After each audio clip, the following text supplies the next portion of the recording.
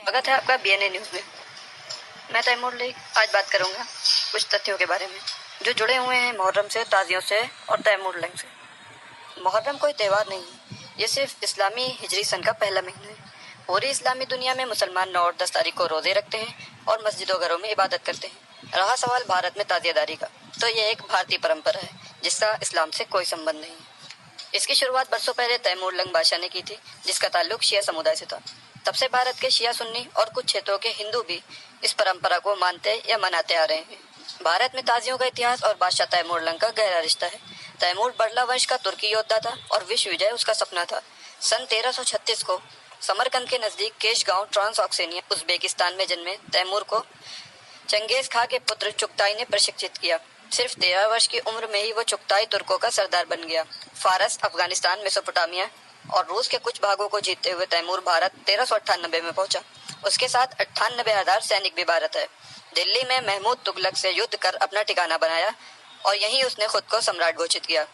Taimur lung तुर्की शब्द है जिसका अर्थ तैमूर लंगड़ा होता है। वो दाएं हाथ और दाएं पैर से पंगु था, यानी कि लंगड़ा था।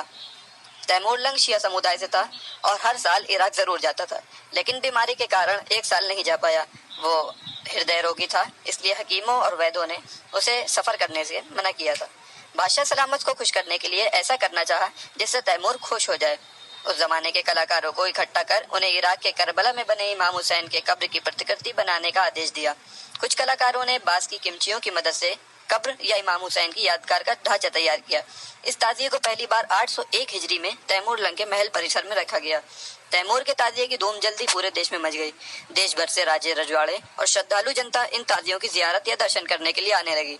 तैमूर लंग को खुश करने के लिए देश की अन्य रियासतों में भी इस परंपरा की सख्ती से शुरुआत हो गई। खास तौर पर दिल्ली के आसपास के जो शिया संप्रदाय के नवाब थे, उन्होंने तुरंत इस परंपरा पर अमल करना शुरू कर दिया। तब से लेकर आज तक इस अनूठी परंपरा को भारत, पाकिस्तान, बांग्लादेश और बर्मा, म्यांमार में मनाया जा रहा है, जबकि खुद तैमूर लंग के देश उज्बेकिस्तान या कजाकिस्तान में या शिया बहुल देश ईरान में ताजियों की कोई परंपरा का उल्लेख नहीं मिलता है। 68 वर्षीय तैमूर अपनी शुरू की गई ताजियों की परंपरा को ज्यादा देख नहीं पाया और गंभीर बीमारी में मुब्तला होने के कारण 1404 में समरकंद लौट गया। बीमारी के बावजूद उसने चीन अभियान की तैयारी शुरू की, लेकिन 19 फरवरी 1405 को ओटराज चिमकेट के पास, अब शिमकेट कजाकिस्तान में तैमूर का इंतकाल, निधन हो गया। लेकिन तैमूर के जाने के बाद भी ये परंपरा भारत में जारी रही। तुगलक तैमूर वंश के जाने के बाद भी मुगलों ने इसे जारी रखा।